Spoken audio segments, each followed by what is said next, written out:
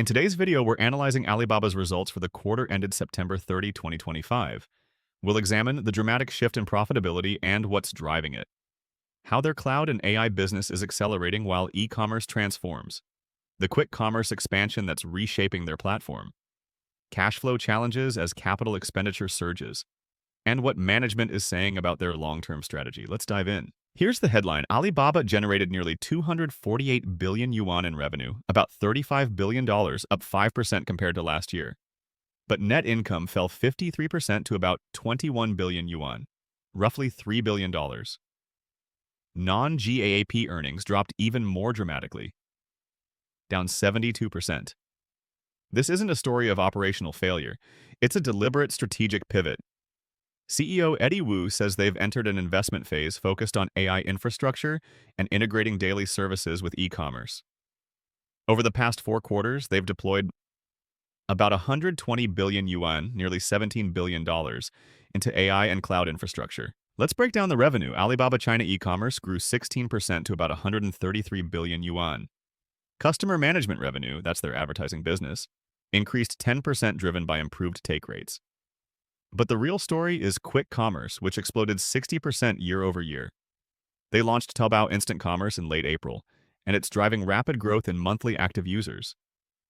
International digital commerce grew 10%, with both retail and wholesale businesses expanding. And cloud intelligence, their fastest growing segment, surged 34%.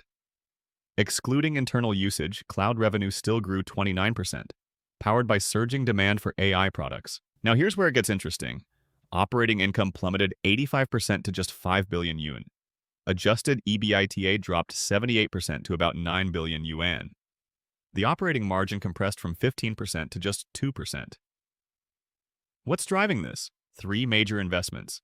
First, quick commerce expansion. They're scaling aggressively to reach critical mass. Second, significant spending on user experience improvements across the platform. And third, massive technology investments, particularly in AI. But here's the nuance. This isn't uniform across all businesses. China e-commerce adjusted EBITDA fell 76%, but cloud intelligence actually grew 35%, and international commerce swung to profitability. The losses are strategic and concentrated in specific growth areas. Cloud intelligence deserves special attention. Revenue hit nearly 40 billion yuan, up 34%.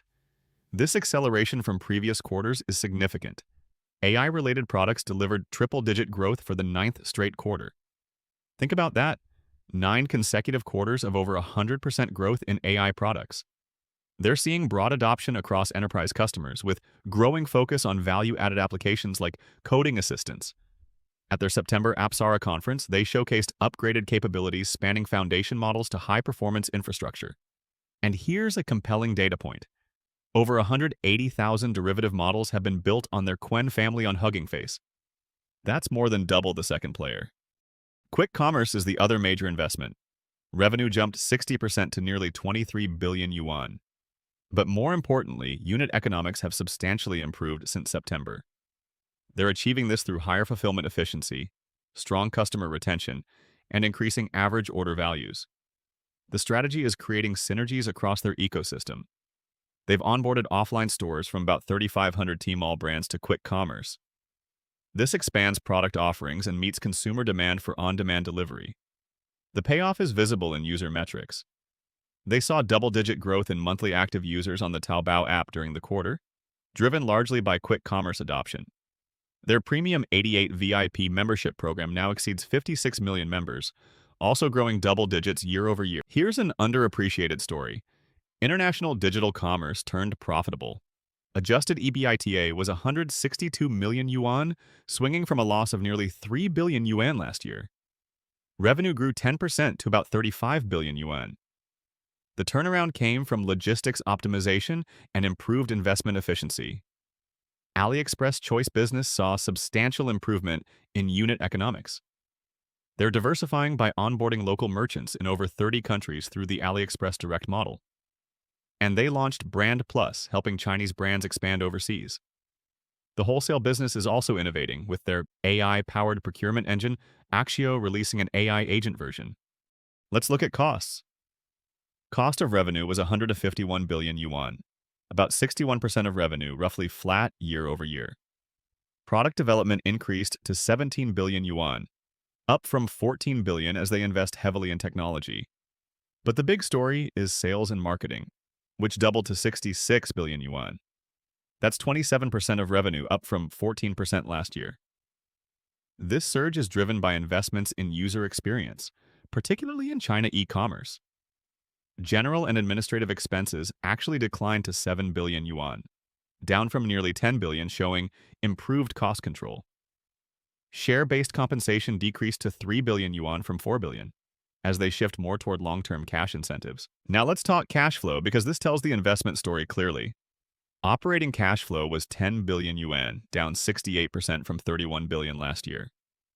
Free cash flow swung to a negative 22 billion yuan outflow compared to a positive 14 billion inflow last year. The culprit is clear: capital expenditure.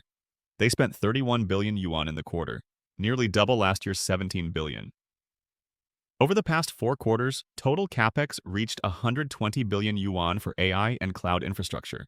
Despite this investment cycle, they maintain a strong balance sheet with 574 billion yuan in cash and liquid investments, about $81 billion. The balance sheet remains solid. Total assets increased to nearly 1.9 trillion yuan. Cash and equivalents plus short-term investments total about 328 billion yuan. They're actively managing capital. During the quarter, they repurchased 17 million ordinary shares for $253 million. The remaining buyback authorization stands at $19 billion through March 2027. They also issued convertible notes and exchangeable bonds, raising about 32 billion yuan combined. And they paid 33 billion yuan in dividends. Despite heavy investments, they're maintaining shareholder returns while funding growth. Let's examine the segments more closely. China e-commerce revenue grew 16%, but adjusted EBITDA fell 76% to 10 billion yuan. This reflects the conscious trade-off, investing in quick commerce and user experience now for market position later. The customer management business, their core advertising, grew 10%. This came from improved take rates and the addition of software service fees. Quick commerce is the wild card, growing 60% but requiring heavy investment. They had a successful 11/11 shopping festival with double-digit consumer growth. The key metric, unit economics, are improving rapidly, particularly since September. CEO Eddie Wu frames this as building long-term strategic value in AI and their consumption platform. He emphasizes that robust AI demand is accelerating cloud growth, while quick commerce drives user growth and improves unit economics. CFO Toby Xu acknowledges the trade-off explicitly. Core businesses deliver solid growth, he says, but they're reinvesting profits for the future. He expects near-term profitability to fluctuate. The message is clear. This is an investment phase, not a crisis.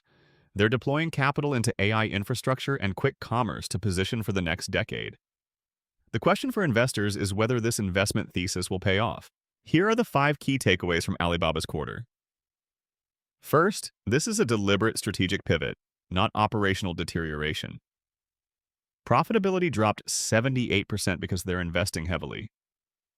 Second, cloud and AI are accelerating, with 34% revenue growth and 9 straight quarters of triple-digit AI growth.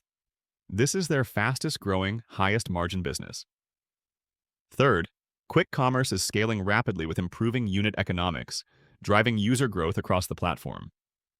Fourth, they're deploying massive capital, nearly 120 billion yuan over 4 quarters, into AI infrastructure. And fifth, despite investment mode, they maintain a strong balance sheet with $81 billion in liquid assets and continue share buybacks. The narrative is transformation through investment. That's our analysis of Alibaba's September quarter 2025 results. If you found this breakdown valuable, please hit subscribe for more deep dives into financial results from major tech and growth companies. And please note, this material is for educational purposes only and does not constitute investment advice. Investing in stocks carries the risk of capital loss. Consult with a financial advisor before making investment decisions. Thanks for watching, and I'll see you in the next analysis.